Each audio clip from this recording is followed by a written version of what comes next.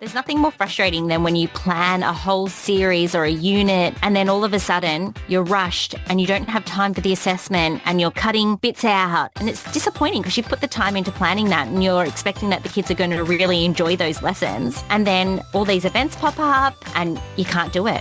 Welcome to Rainbow Skies for New Teachers, where we're all about bite-sized tips and simple strategies for bright and busy new teachers. If you're in your first few years of your career and want to make the roller coaster ride of teaching more fun, streamlined and stress-free, you're in the right place. We're Ashleigh and Alisha, the dynamic duo from Rainbow Sky Creations, and we're excited to be your teacher mentors on the go. There are rainbows ahead, my friend. And together, we're unstoppable. Let's get into today's episode.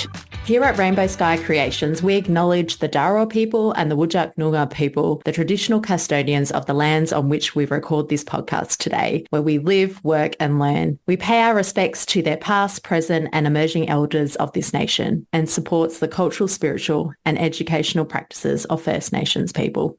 Hey Ash, and welcome to today's episode. Hey Alisha, so good to be back. I'm super excited. Today we're going to be talking all about the 7 habits of a highly effective teacher. Oh, so good. And I think sometimes we feel like we may not always be the most effective, but we've got some real great tips today that are going to help you be as effective as possible. Yeah, and I'm wondering if some of you already do some of these tips that we're going to share. But firstly, let's talk a little bit about habit stacking. Have you heard about it? I have. I feel like you do it? I try to do it. I was chatting to my physio and he was saying to me, Alisha, you really need to start habit stacking. And I was like, what? So this is when you build a new habit onto an existing habit or ritual to make a meaningful change into your everyday life. So I'm going to give you a non-teacher related one. I have a really sore neck, and when I'm working in front of the laptop too much, I know by the end of the day because my neck is really sore. So he said, why not? You're always brushing your teeth. You do it in the morning, you do it in the evening. So start to habit stack and start doing your neck stretches whilst you're brushing your teeth. I was like, oh my gosh, that's genius. So I start to do that now. What about you? And Alicia's got really good teeth, you guys.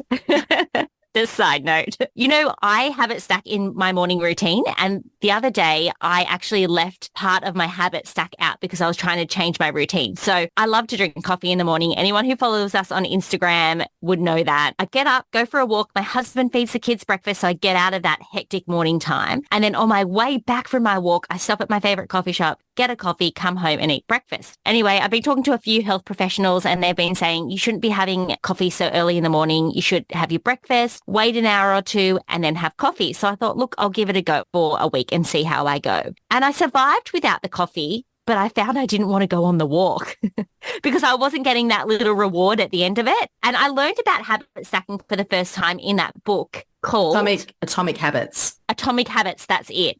By James Clear. Such a great read. We'll put the links in the show notes because I have signed up for Blinkist, which gives you a really condensed version of lots of information books because I'm not very good at reading them, and highly recommend. So habit stacking is achievable, and we can definitely look at today's episode and talking about ways that you could habit stack as well in the classroom. And we're just having a little think about it going, oh, you're probably already habit stacking and not even realizing that you are. Like your morning routine when you get into the classroom or your evening routine. For example, I kind of ditched the classroom jobs because you have a really great suggestion with classroom jobs, which was PA of the day. So I only did what Ashley suggested and trialed it out. So I didn't have someone always changing the date because I found it just became hard with my younger students. So whenever I was cleaning my whiteboard, I would add on, okay, let's just check the date's been changed. Let's check the timetable sorted. And, you know, making sure at the end of the day that I had my desk all tidied up and my lesson planner there and just checking off my lesson plan is done. So I was ticking off kind of 3 things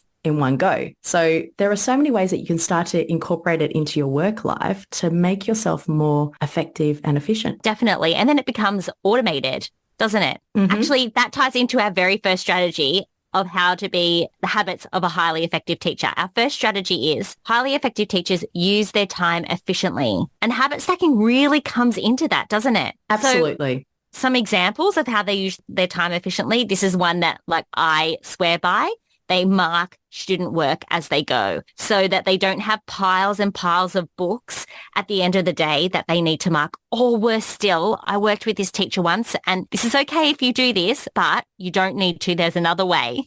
She would take home books in the holidays and mark the entire work for the term in the holidays. And it would take her all the holidays because she'd say, I just don't have time during the term. So what a waste. She could do any of the things that she loved because she was too busy marking books. So that's one way, marking books as you go. But also, did we talk about the 5-minute rule last time, or was I talking about that on Instagram? Doing things, if you can do them within 5 minutes, doing them straight away. Replying to emails. If you can do that straight away, just going ahead and doing it. What else can efficient teachers do? I definitely like it when you know there are regular things that you do each week, and just slotting that into your routine. So in terms of like going back to the marking, I always found with marking, I might get around most of my class with their marking. And at the end of the lesson, I would say, leave your books open and make a big pile at the back. And just before I'd sneak off to recess, I would be like, I'm going to have 5 minutes to quickly just check, tick, mark. And with your previous colleague, that would definitely be something we wouldn't recommend, because you want to give your students instant feedback, or as relevant feedback, to help guide your teaching and guide their learning. We'll definitely do another episode about marking, but that would be something where, like your walk, where I'd be like, if I get this done now, I get to go to the staff room, have a chat, get something nice to eat, and then come back ready to work. But yeah, using your time and working out as well is doing a little, I guess, time audit of yourself and be like, I'm finding like I'm always stuck at work, and have a think, what is taking your time? Is it marking books? Is it lesson preparing? And just have a think on what could you do to make it easier? If it's lesson preparing, what resource can you go find that's going to save you time that you can use for the whole term? You know what I mean? Like, where's that open-ended task you could use and use it for all your maths activities for that term? So for sure, sometimes you might need to work out where your time's being taken up. If it's emails and replying to emails, then allocate time in the day to check your emails. And also try and find ways to cut corners. I think as teachers, we find the long way to do things, but it's okay. Like, it's not cheating if you find a quicker way to do something. No, maybe it's like the older generation kind of feels like it's cheating. So I hope the new generation coming through, it is not cheating for you to do something quicker and more efficiently, or even, oh my gosh, outsource You're going to say it. I was going to say outsource it. Sometimes, like, you know, as an adult, I don't like cleaning the house, I've realized. And you were definitely one to go, Alisha, just outsource it. I'm like, oh my gosh, but I can do it. Hang on, my time. Where can I have value in my time of outsourcing things? So sometimes with teaching, you might need to outsource it by getting a resource or by talking to another colleague and saying, hey, I actually just need some help with this. Not that I'm not efficient or successful or accomplished. It's just that I know my time can be used more efficiently elsewhere. Sure. Or even getting your students to do things. So looking at the classroom environment and making it a shared space. And instead of cleaning the paintbrushes yourself, you put a bit of extra time aside at the end of the lesson to do that. I thought before, when you were going to say outsourcing, I thought you were going to say use AI. I was like, AI is coming. It's coming from Alisha.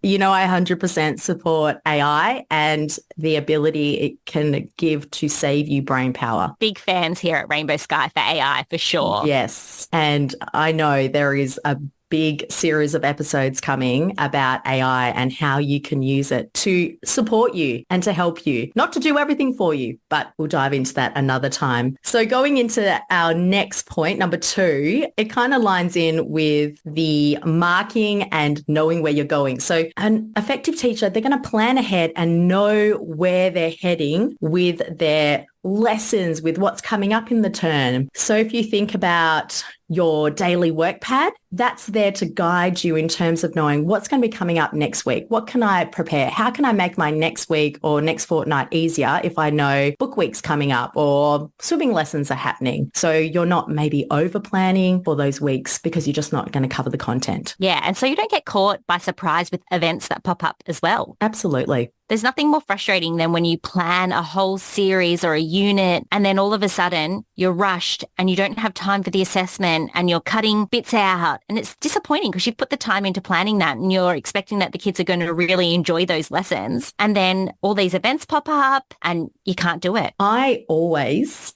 used to under plan in terms of with my science, my history, my technologies, my plan that way I would do for the term, I might only plan it for 7 weeks because I knew in a 10-week term, things were going to come and interrupt it and things would be pushed out. So if I knew I had content for 7 to 8 weeks, I knew it just either gave us more time to focus on elements, whether it was our, working towards our end goal, my summative assessment tasks for the students. And sometimes with maths and English, just planning for, if you've got a 10-week term, just planning for 9 weeks because you know there's going to be, you need a bit of a buffer zone.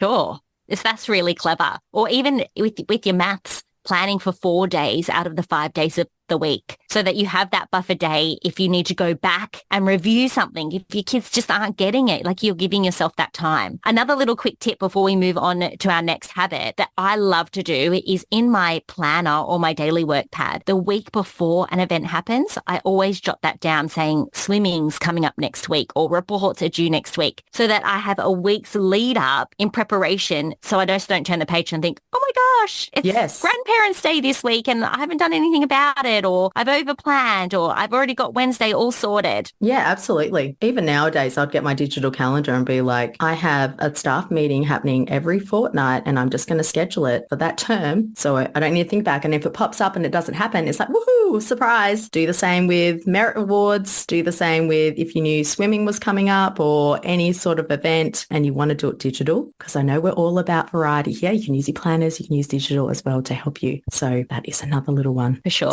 Alisha, you're a digital gal. I'm a paper gal. All right, hit me up with number 3. They are on top of data collection and reporting from day one. Oh, gosh. Yes, you don't want to be Alisha in her first, second, third year who was pulling all-nighters going, why have I not put anything into my spreadsheet for the whole term? What was I thinking? Don't be Alisha. Which is another one with habit stacking. I'll give you an example. You do spelling tests, you do spelling revision, and I know there's a big movement on change with it, which I think is fabulous, but usually you're getting data in terms of how well students are going with learning their phonemic awareness or phonemes, graphemes, all that jazz. So habit stack by you mark it or the students mark it with you, and then they come up and give you the results straight away and you put it right away into your spreadsheet. So you're doing it immediately and it's becoming automatic. And that's how you can use data collection by going, I've marked my students' final writing piece. Okay, I'm going to put that data in straight away or the next day. Don't leave it for ages. Just get it in as quick as you can. And it starts to become automatic. And this habit where you go, I mark, I record the results, analyze it. How am I going to use that to direct my teaching, get in touch with parents, find some goal settings for students and work from there? For sure. I'm a type A person and way more highly strung than Alisha is. And I don't consider the assessment marked and completed until it is in my assessment book. So I've got all of that down and ready to go. And then it makes life so much easier when it comes to writing reports because you've got it all there. You're not going back, having to collect it, put it all in. It's just all there, ready to go, and you're ready to sit down and write your report. So I think that this one is so important. Start collecting that data or data, as Alisha says. I wonder if you say data or data. We cover both camps. Yeah, let us know.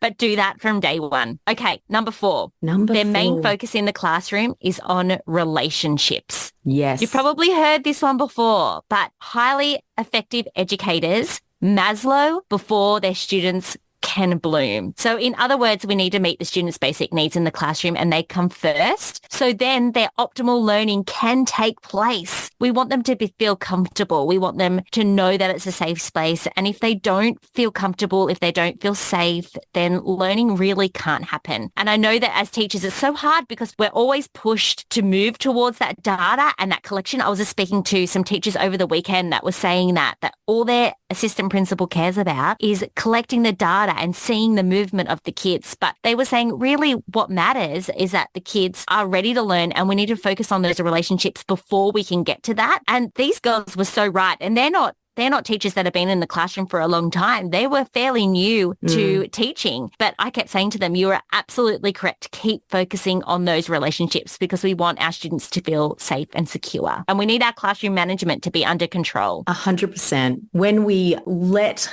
the stresses of the system in terms of get results, get them moving, you're going to see things start to unravel in your classroom. And if you start to feel that, alert, all you need to do is hit the pause button and go, all right, we've got a bit disconnected as a team in this classroom. How can we bring those relationships back together? How can I make students feel connected, feel safe, feel heard, feel validated? We all want to feel validated, and it doesn't matter if you're a little human or a big human. So if you're getting that gut instinct of being like, oh, I'm feeling stressed, my kids are feeling stressed, something's got to change. All it is you just need to slow down and find those times to connect and find those fun times. And I think Jen Foster, who we love, good morning, Miss Foster, she talks so much about classroom management, behaviour management, but it's about having those times to regulate. School is so busy, life is busy, and we just need to find those pockets of time in the classroom to slow down. One thing I love to do when we were learning, and maybe I knew things were getting stressful because I would get tension headaches every week, like tension migraines every week at my school, and I was like, something is not right. Well, one thing we always used to do was turn the lights off and do work with lights off, or we'll just put some calm music on, and it would just slow everything down. And you could see it. You could see that hype, and it just simmer down in the classroom. So work on those relationships, nurture those relationships, because you're going to see the results happen when you take the time to nurture those relationships. For sure. There's a quote going around on Instagram at the moment saying something along the lines of, your students aren't going to remember what you taught them, but they're going to remember how you made them feel. I probably mucked that up. I know that that's not as concise as what it is coming up on the socials, but that's so true, isn't it? Yeah. Yeah. And I bet you remember your teacher from school who made you feel special. I still remember my year 4 teacher, Mrs. Burrows, and it's because she made me feel seen amongst a crowd of kids. And you want to be that teacher for those kids in your class like that. For sure. I actually ran into mine. Miss Babick was her name. And a few years ago, we actually were sitting in a leadership course together. I couldn't believe it. She sat down and I said, excuse me, Miss Babick, I'm Ashleigh Longhurst. And she said, oh, yes. I don't know if she remembered me or not, but I told her, I said, I loved you so much. You made me feel so special. What grade was this? Year 3. She was actually leaving the school that year and I cried. Oh, you're that kid. I was that kid. Number 5 is effective teachers are learners themselves. Lifelong learners. I think it's really important that we bring that love of learning into the classroom because it's contagious. It catches. So great teachers, they are reflectors. They're willing to try new things. They have a growth mindset of, oh, I can't do it yet. They take risks, problem solve. They're open-minded. Oh my gosh, open-minded, so important, and dedicated to becoming better. We don't know it all. No one does. Maybe Google. Google does help. But we're always asking our kids or the students in our class to have a growth mindset, to step outside their comfort zone. And it's good for us to do that too, even just to see what it feels like, because sometimes it really is uncomfortable. Oh, absolutely. And I see it with my little one. We definitely bring this into our household. And I broke something the other day and my little Lena looked at me and she went, it's okay, mummy. Accidents happen and we can fix it. And it's like, yeah, we can. And it's no big deal. It's no big deal if we make a mistake. It's funny when she comes home from daycare and she goes, Mummy, I was a little bit embarrassed today because I did X, Y, Z. And it's like, oh my gosh, like that's what we need to be talking about, that it's okay to be embarrassed. It's okay to be vulnerable. It's okay to be our authentic selves. And if you bring that into the classroom, that is a habit you're going to instill and see students take that home with them and probably have some really real conversations with their parents at home and be like, oh my gosh, this is what they're talking about. This is, great. For sure. That's how you're going to be the standout Miss Babick. Yeah. Absolutely. Okay. Number 6. They have a positive attitude and are team players. Oh. Yeah. Move aside Debbie Downers. Every school has one. The resident Debbie Downer. Yep. Naming no names. Naming no names. We don't need those negative Nancys in our life at school. You need to be a team player. Being a team player is what will make you successful as a teacher, but also it makes it more enjoyable. Yes. Oh, I was listening to something and it was talking about like what's more impactful, positive, impactful on your life in a not so good way. Should you push more on the positive talk or push less on the negative talk? And the psychologist was saying, you really want to kind of clamp it down on that negative talk. Like that's what's going to really get stuck, putting those words out there into the universe. So we're not saying don't talk about having a bad day or that frustrating student. It's just more if that is your narrative every single day about my class is so hard, these kids are so hard, teaching has changed, I don't like it, that's just going to permeate through your system. But you can have a day where you're like, oh, I'm so frustrated, but let's move the needle forward by putting this in place and I can see it's going to get better and we're going to try new things. So that's what we mean about looking for the positives in a situation. But we agree that you're allowed to feel what you're feeling, but kind of think of the 5-minute rule of feel it, move on from it and get going with life. You're going to feel better for it. I was listening to a podcast the other day that was saying that if you're thinking negative thoughts, then you start seeing more negative things. So you're thinking the negative thoughts, you're seeing more negative and it's just building upon each other. But then this opposite is true with positive thoughts. And I remember when we were teaching in Dubai, Alisha, I was going through one of those times where I was feeling a bit down about school and I got into that negative trap. And one of the things that I did to change it was I picked back up again my gratitude journal. And just every night before I went to bed, I just listed 3 things that I was grateful for, even if it was the most simplest of things. And it really did help. Yeah, I would agree with that. Number 7. They are ordered and organized. Yes.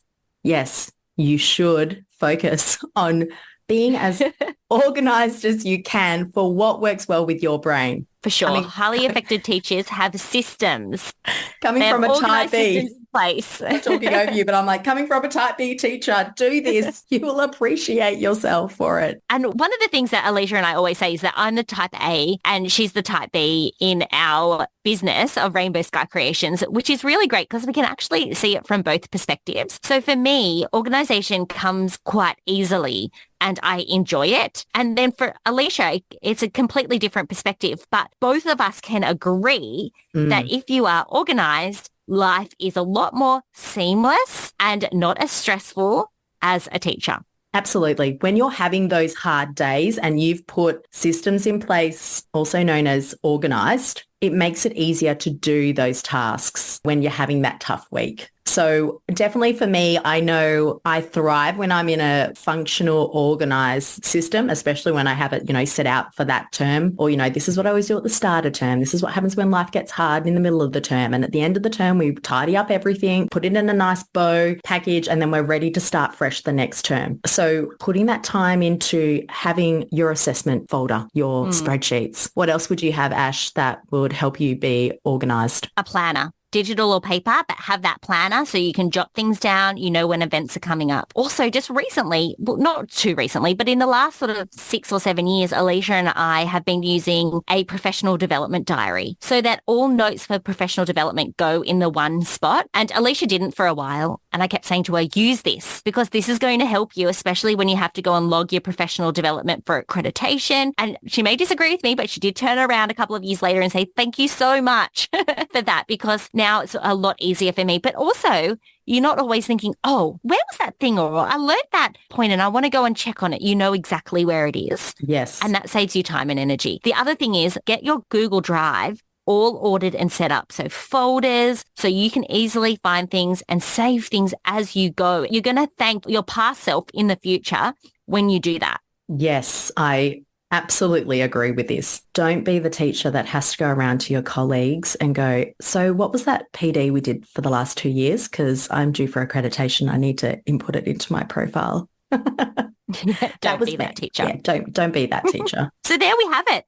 That was 7 habits of a highly effective teacher. I wonder how many our listeners do. Yes. So quickly, number 1, they use their time efficiently. They plan ahead and know where they're heading. They are on top of data collection from day 1. Their main focus in the classroom is on relationships. Number 5, they are learners themselves. They have a positive attitude and are team players. And lastly, they are ordered and organised, in brackets, to the best of their ability. Good one. Before you go, if you haven't grabbed our freebie to help new teachers, you need to do that. We have linked it in our show notes, so you can easily just click on that link and go and grab it. But please go and grab it because in there we have got checklists to help keep you organized. We've got lots of information that really ties into all of these habits that we've been talking about to be a highly effective teacher. Absolutely. Go get it. Go grab it. Also, while we're asking for things, if you have loved this podcast, go and rate and review. We would be so appreciative. And if you can't wait for the next episode, well, we're going to give you a little sneak peek. We're going to talk about 3 things new teachers need to stop doing. What could they be? I know we're always telling people what they should be doing or what they could be doing, but next time we're going to talk about things that we need to stop. Yeah, you can do this. which is a good thing because there's so much on teachers' lists. Absolutely. We want to lighten that load. Yeah, that's right. We're always talking about things we should or could be doing, and teachers have always got added things to their to-do list, but we want to lighten that load and take away some things that you really don't need to be doing. So we'll see you chatting about that in the next episode. Until then, there are rainbows ahead, my friend. And together, we're unstoppable.